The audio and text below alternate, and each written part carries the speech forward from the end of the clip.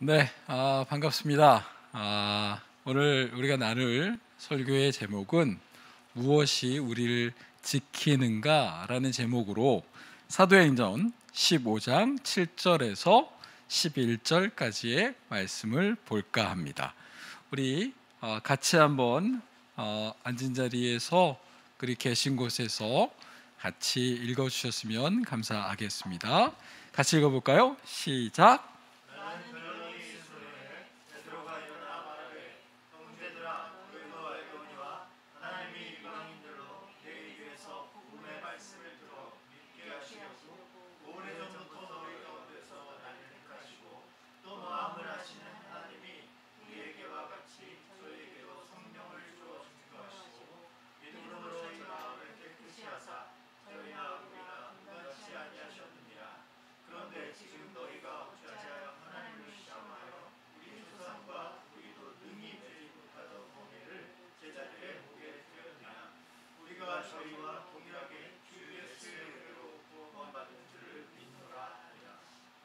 아멘.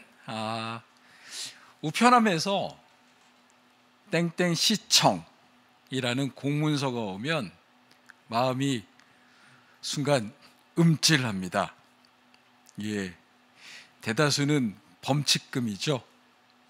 예, 교통위반 범칙금입니다.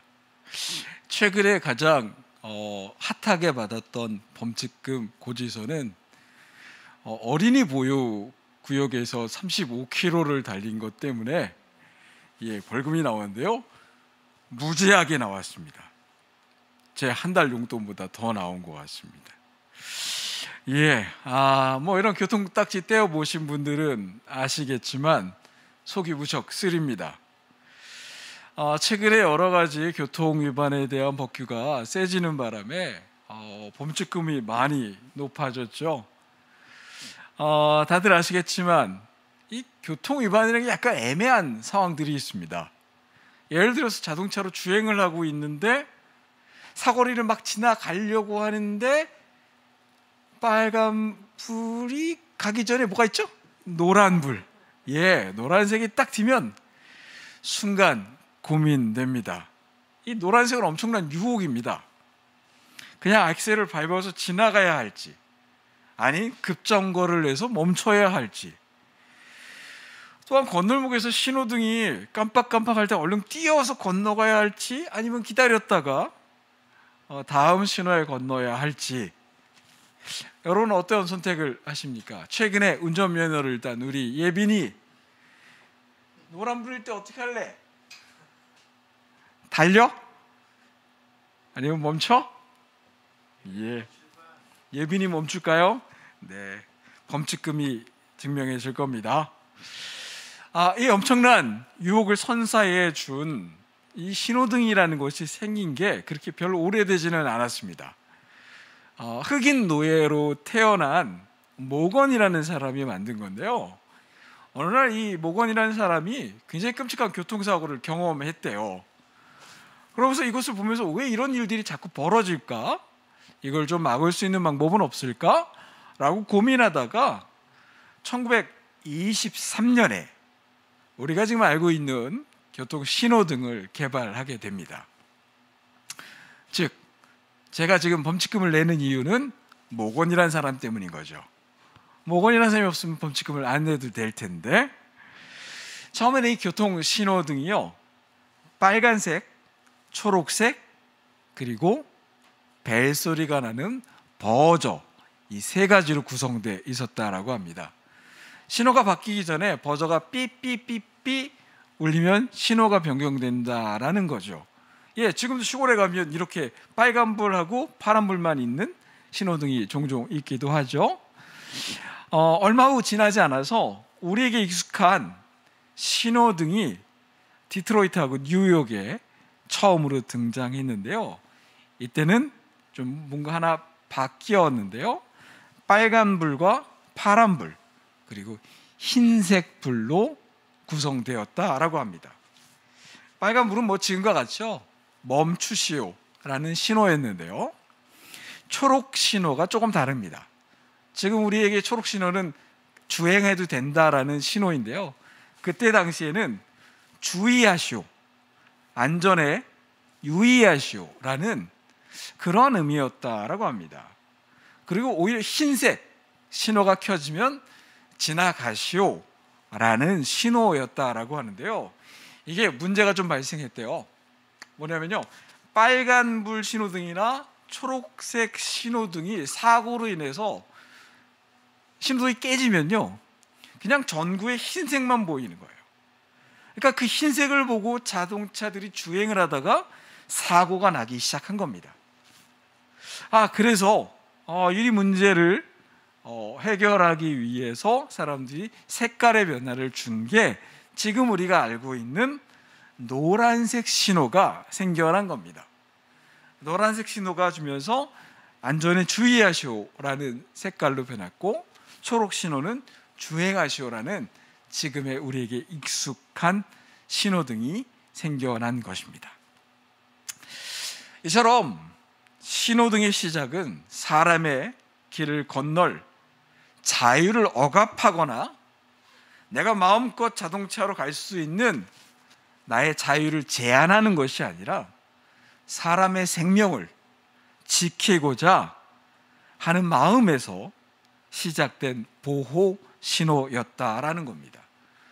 우리가 지켜야 될 많은 벌칙들, 그리고 규칙들, 그러한 법률들이 사실은 우리를 억압하는 것처럼 느껴지기도 하지만 그 모든 시작들이 우리를 보호하기 위한 그러한 신호라는 것을 우리가 다시 한번 생각해 볼 필요가 있지 않을까라는 생각이 듭니다. 그렇다면 최근에 어린이 보호구역에서의 범칙금과 규칙들이 좀 더 엄격하게 된 것은 반증으로 생각해 본다면 그간 우리 사회가 어린아이들, 약자들의 안전에 대해서 무지했던 것은 아닌지라는 고민을 우리가 생각해 볼 수 있는 것입니다.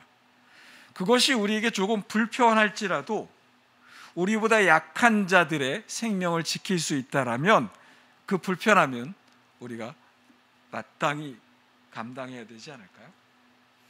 이러한 불편함들을 우리가 감수해내며 살아가는 것은 불편한 것이 나쁜 것이 아니라는 우리가 늘 이야기하는 메시지와 동일한 것입니다. 여러분에게 어떤 게 좀 불편하신가요? 주일날 교회에 나오는 것이요? 주일날 예배 드리는 것이요? 아니면 남을 위해서 내가 먼저 헌신하고 희생하는 것이요?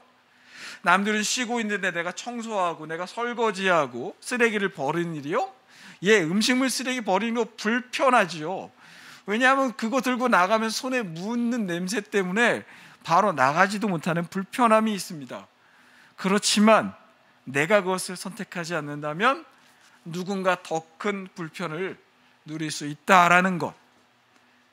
그래서 성경은 우리에게 불편한 삶은 나쁜 것이 아니다, 십자가의 삶 역시 불편하다라고 우리에게 이야기하고 있는 것입니다.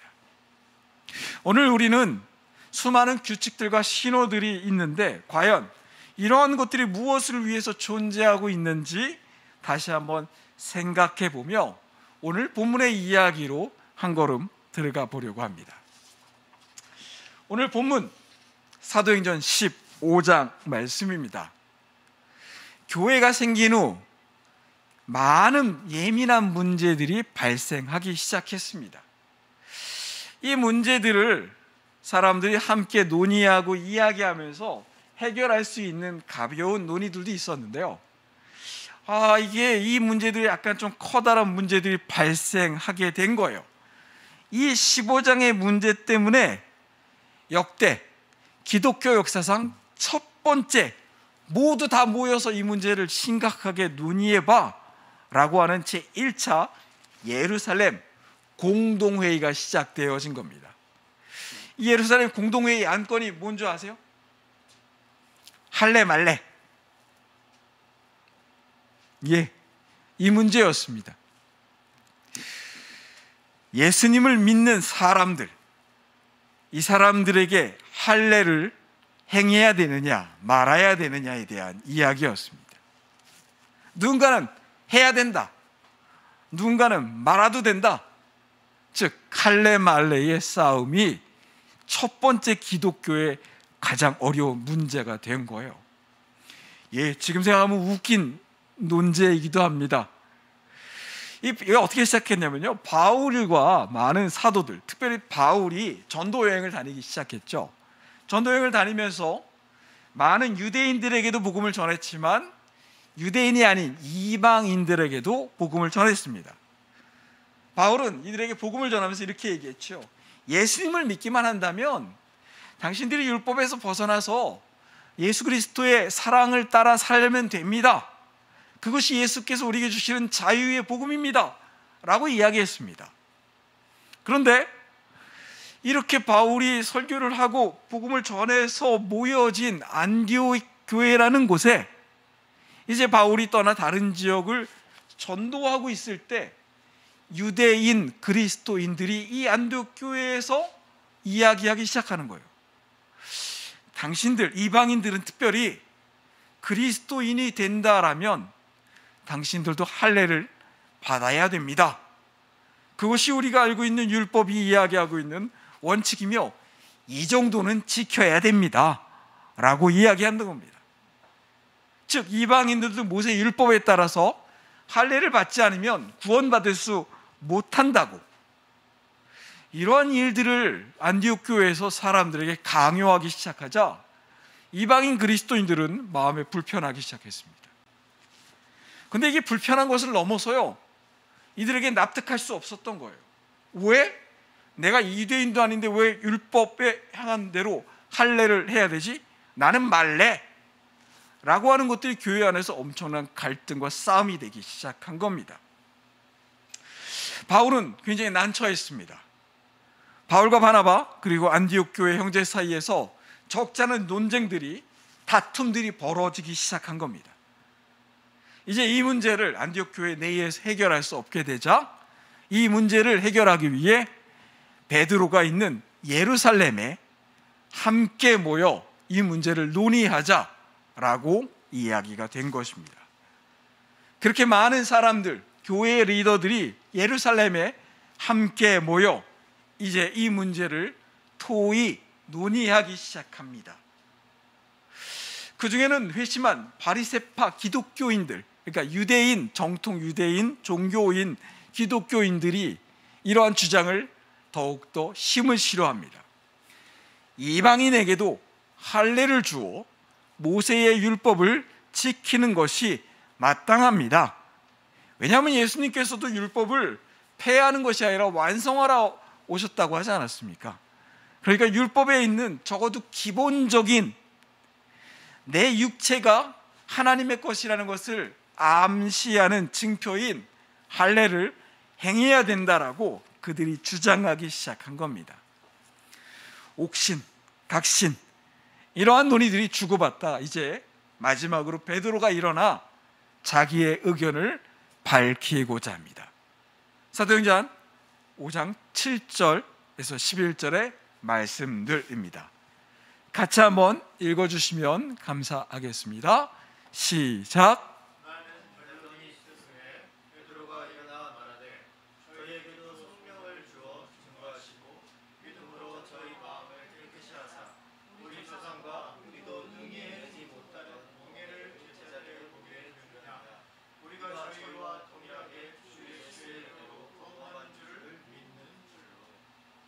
네, 베드로는 이 선언 이후에 바울과 바나바 그들에게 복음을 전할 때 하나님께서 드러내셨던 놀라운 기적과 이야기들을 이제 바울과 바나바가 이야기합니다. 간증합니다. 이러한 이야기들 끝에 베드로의 이야기와 그리고 바울의 간증 이후 야고보가 이렇게 이야기합니다. 다만 이방인들이 예수님을 믿고자 할 때 할례를 받지 않아도 된다. 그러나 우상 숭배하는 것과 음행 그리고 살인과 같은 탐욕스럽고 이기심스러운 일들에서 벗어나 하나님을 믿는 사람의 모습, 하나님을 믿는 사람답게 선한 행실과 경건한 삶을, 이타적인 모습을 보이는 것은 마땅하다라고 야고보가 이야기하는 것으로 이 논란은 종결되어집니다. 어떻게 보면 많은 사람들은 베드로가 이 공의의 수장 같은 사람이라고 생각하고 리더로서 인정했습니다. 그럼에도 불구하고 이 1차 예루살렘 공의회의 이 논제의 마지막 발언으로 결론을 지은 사람은 야고보입니다. 이것이 어떤 의미일까요? 지금 한국 교회나 많은 교회들 사이에서 모든 의논과 모든 회의의 최종 결정권자로 우리는 담임 목사라는 존재를 인식합니다. 그러나 원래 교회는 목사는 목사의 역할이 있고, 그리고 성도는 성도의 역할이 있고, 역할이 다를 뿐 모든 것에 있어서 결정하는 것은 모든 사람에게 열려있는 그러한 공론의 장이었다라는 겁니다. 목사이기에 더 영향력을 갖는 것도, 장로이기에 더 많은 힘을 갖는 것도, 평신도이기에 아무런 능력도 없는 것이 아니라 모든 사람들이 그리스도 예수 안에서 올바른 이야기를 할 때 비록 그 소리가 작은 아이의 목소리라도 귀를 기울이고 그것에 자기의 생각을 내려놓을 줄 아는 그러한 성숙한 토론의 문화가 있었다라는 겁니다. 이에 비해서 우리의 교회는 지금 모습이 어떠할까요? 이러한 모습은 우리가 원래의 교회의 모습을 다시 한번 기억하고 찾아가야 될 걸음 중에 하나입니다. 그렇다면 우리는 어떻게 결정할까요? 정호야, 할래 말래? 그래, 난 좋아하지? 네. 우리는 오늘 진지한 교회의 논의 가운데 예루살렘에 모였던 이들과 같은 심정으로 오늘 우리에게 당면한 문제들에 대해 이야기를 나누고자 합니다. 차별금지법에 대한 이야기를 먼저 시작해보자 합니다. 이게 참 어려운 게요, 차별금지법을 이야기하는 순간 사람들이 어떠한 색깔을 씌웁니다. 아, 저 사람 동성애 옹호자요? 당신은 혹시 동성애자요?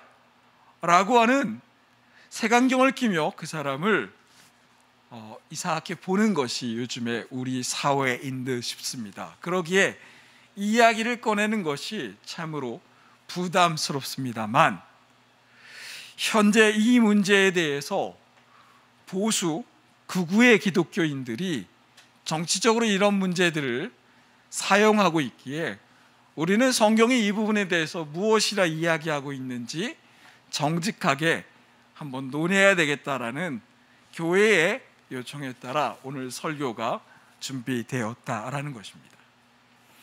자, 이 동성애라는 이슈와 관련되어서 개신교는 모든 것을 빨아들이는 블랙홀과 같습니다. 제가 동성애라는 말을 꺼내는 순간 사람들은 이규원 목사 이꼴 동성애 옹호자, 나는 동성애자로 낙인을 찍습니다. 그러면서 저의 신학 검증 그리고 사상 검증을 하면서 이규원 목사가 원래 개차반 같은 사람이며 이상한 신학을 말하고 있는 사람이다라고 나의 말 한마디, 설교 한 구절들을 찾아내려고 합니다. 이와 같이 개신교에서 성소수자를 차별하면 안 된다라고 생각하는 사람들이 많이 있지만 그 말을 꺼내는 순간 모든 시선이 의심의 눈초리로 바뀌기 때문에 그런 다른 소리를 내는 것이 어려운 것이 우리의 모습, 현실입니다. 자, 우리가 먼저 이야기를 나누기 위해서 차별금지법에서 갖고 있는 우리의 오해 두 가지를 먼저 해결하고자 합니다. 차별금지법이 통과되면 교회에서 동성애 설교를 할 수 없다라고 이들이 주장합니다. 먼저 설교할 때 동성애에 대해서 설교하면 처벌받는다고 하는데요, 그것은 사실이 아닙니다.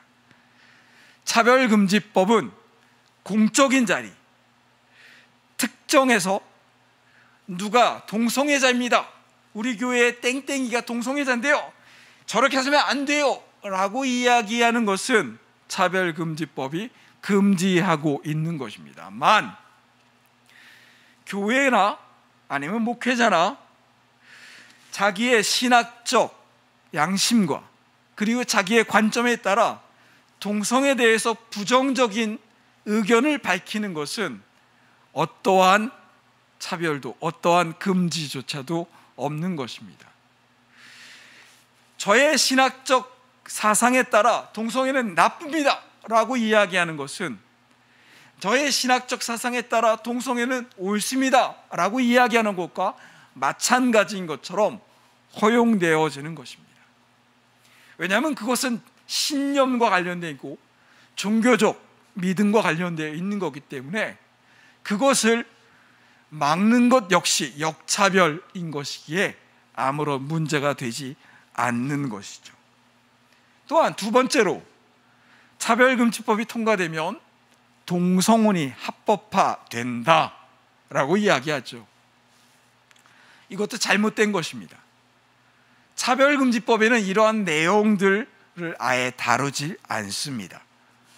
물론 차별금지법이 통과되고 성적 지향으로 사람을 차별하지 않는 자연스러운 사회적 분위기가 된다면 동성혼에 대한 논의도 아마 이루어질 수 있을 거라고 생각합니다.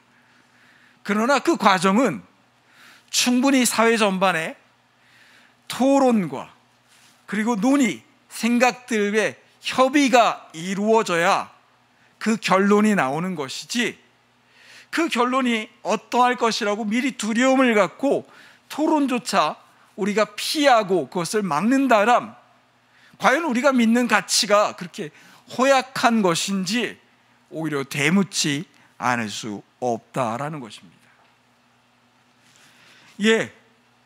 그러나 차별금지법이 발효되면 설교 때 동성애에 대한 이야기도 못하고 교회에서 자신의 의견을 밝히지도 못하고 우리의 아이들이 동성 간의 난잡한 성생활과 결혼을 하게 된다라고 말하는 이들은 사실은 이러한 논리들을 가지고 자신의 욕망을 이루기 위해 교회를 자신의 편으로 만들려고 하는 타락한 세력들인 것입니다. 사회적으로 아직 우리 문화에서 동성애가 낯섭니다. 50년을 넘게 살아가면서도 제가 주변에서 보아왔고 들어왔던 동성애의 사람들이나 이슈들은 굉장히 적었습니다. 그리고 우리들은 낯선 그것에 조금은 불편함이 있습니다. 옳고 그름을 판단하기에는 아직 우리의 논의가 익숙하지도 않았습니다. 게다가 성경도요, 66권 중 구약의 4번, 신약의 2번 정도밖에 동성애가 언급되지 않는 것을 보면 구약 시대나 신약 시대에도 우리가 사람들이 몇몇이 이야기하는 것처럼 동성이라는 것이 그렇게 보편적인 현상은 아니었던 것으로 생각되어집니다. 물론 성경은 이러한 현상들이 자기의 욕망을 채우기 위해서 성적 타락과 우상 숭배와 관련되어질 때 성경은 이 부분을 엄격하게 꾸짖고 있는 것도 사실입니다. 우리는 오늘 사도행전 15장에서 우리의 선배들이 이러한 어려운 문제들을 어떻게 해결했는지 지혜를 구할 필요가 있습니다. 할례, 말례, 할례와 무할례를 비교하면서 결코 오늘의 설교가 동성애를 옹호하자는 것은 아닙니다. 다만 우리가 믿고 따르는 성경, 그리고 성경 안에 있는 우리의 믿음의 선배들이 어떻게 이러한 어려운 문제들을 어떠한 규칙과 교회적 신학이 성립되지 않았을 때 이런 문제들을 해결할 수 있을까라는 지혜를 찾아보자라는 것이 우리의 오늘의 이야기인 것입니다. 그 힌트를 우리가 오늘 본문에서 찾아봤으면 좋겠습니다. 사도행전 15장 8절에서 9절 말씀입니다. 이 말씀을 우리가 조금은 천천히 한 문장, 한 단어들을 머릿속에 생각하시면서 읽어주시면 감사하겠습니다. 시작.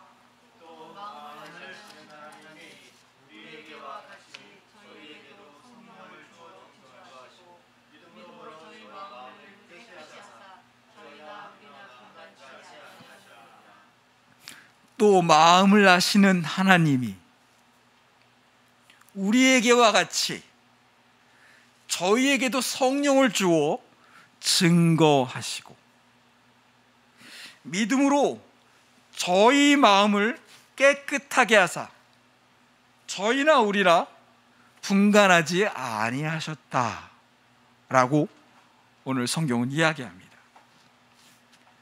여러분 혹시 성령 하나님을 어떠한 존재로 보시나요? 우리가 충분히 속일 수 있는, 우리가 얼마든지 우리의 본색을 감추고 믿는 척하면 성령 하나님께서 우리에게 들어오셔서 우리의 믿음 안에서 우리의 마음을 깨끗하게 하고 우리를 온전하게 살아갈 수 있게 하시는 그러한 어리숙한 분으로 여러분 생각하십니까? 하나님이 그렇게 우리를 모르시는 분일까요? 아니요, 하나님은 우리를 만드신 분이시고 우리를 나를 아는 것보다 더 잘 아시는 분이시고 나의 생각의 이면에 나도 파악하지 못하는 나의 의도까지도 다 아시는 그 하나님이 과연 온전치 못하고 그리고 하나님의 뜻에 걸맞지 않은 그들에게 성령 하나님이 임재하시고 그들을 그리스도의 사람으로 살아갈 수 있도록 도우시는 그러한 분이실까요? 안타깝게도 성령님은 삼위의 하나님이시기에 우리를 우리보다 더 잘 아십니다. 우리의 믿음의 선배들은 이것을 알고 있었습니다. 사람들이 자기를 속일 수 있더라도, 사람들이 나의 생각을 얼마든지 설득해서 나를 설득시킬 수 있을지라도 설득할 수 없고 속일 수 없는 유일한 존재가 있는데 그것이 하나님이라는 것을 이들이 알고 있었습니다. 그러기에 이들은 물 할례를 받지 않아도 된다라고 하는 이방인들의 할례를 받지 않아도 되는 그들의 이야기를 듣고 설득되어서 당신들은 하지 않아도 돼 라고 이야기한 것이 아니라 이들이 보았던 것은 할례를 받지 않는 저들에게도 성령 하나님께서 임재하시고 그들의 마음을 깨끗하게 하시고 그들로 그리스도의 백성답게 살아가게 하신 것들을 보면서 우리가 이해하지 못하더라도 저들의 삶을 하나님께서 인정하시는구나 라고 믿었던 것입니다. 이것이 그들에게 기준이 되었다라는 것이죠. 그렇다면 우리도 오늘 이 상황에서 우리도 그 하나님을 신뢰해야 되는 것은 당연한 태도입니다. 그들 가운데 성령님께서 임재하시는지, 또한 그분의 임재 안에서 그들이 선한 마음으로 서로를 사랑하며 살아가는지를 우리가 보아야 한다라는 것입니다. 그들은 성령의 역사와 개입에 민감하였지요. 아무것도 정해지지 않은 초기 교회 시대에 사람들이 이러한저러한 과거의 경험과 습관, 그리고 자신이 알고 있는 지식과 교회를 이해하려는 그들의 소리들이 난무한 시절, 이건 옳고 저거는 틀려 라고 서로 싸우며 다투던 시절, 그들은 성령 하나님의 임재를 기준으로 보았다라는 것입니다. 그렇다면 심각한 질문을 해볼까요? 동성애자이신 여러분들, 이성애자이신 여러분들, 여러분들의 삶에 성령 하나님이 온전히 임재하시고 하나님의 선한 마음으로 살아가고 계십니까? 여러분이 아무리 이성애자이고 동성애에 대해서 반대하는 사람일지라도 여러분의 삶이 그리스도 안에서 온전한 삶을 살아가고 있지 않다라면, 성령님의 온전한 임재 안에서 선한 양심으로 서로 희생하면서 서로를 돌보지 않는다면 여러분은 믿지 않는, 하나님께서 가증스럽게 여기는 사람들과 무엇이 다를 거야? 우리가 그것을 반문하지 않을 수 없다라는 것입니다. 우리가 목사인들, 우리가 장로인들, 우리가 교회를 수십 년 다녔건 그것이 문제가 아니라 그런 우리 안에 성령님께서 온전히 임재하셔서 우리의 삶을 이끌어 가시고 우리와 함께하는 사람들이 우리를 통하여서 행복하고 아름다운 삶을 살아가고 있느냐라는 것입니다. 그렇다면 여러분이 이성애자이건 동성애자이건 여러분의 삶은 하나님 앞에서 거짓된 것이고 온전치 못한 이방의 것이라는 것입니다. 그것은 우리가 온전히 차별해야 하고 우리가 멀리해야 되는 성경이 이야기하고 있는 기준 속에 우리가 함께하지 말아야 되는 모습인 것입니다. 교회, 세상에 7만 개의 교회가 있다고 합니다. 대한민국에. 그 7만 개의 교회 가운데 그 7만여의 교회가 이 어려운 시절 성령 하나님의 임재를 따라 서로 자신을 포기하고 자신이 가지고 있는 것을 내어주고 자신의 것을 포기해가면서 살아갔다면 2년의 코로나 시절이 지나가며 사람들이 교회에 대해 욕을 하겠습니까? 사람들이 교회에 대해 실망하고 아파하는 이유는 오늘 예루살렘 공회에서 이들이 얘기한 모습을 우리가 갖지 않았기 때문 아닌가요? 할례를 받는 것과 할례를 받지 않는 것이 중요하다라고 이야기하는 시절, 교회 예배당에 나와야 되는 것과 나오지 않는 것의 갈등 속에 살아가는 시점에서 과연 우리는 무엇을 추구하며 살아야 하는 것입니까? 여전히 우리 사회는 동성애에 대한 차별금지법에 대한 충분한 논의가 부족한 듯 싶습니다. 옳고 그름에 대한 충분한 논의가 필요합니다. 낯서고 불편하다고 피하는 것이 능사는 아닙니다.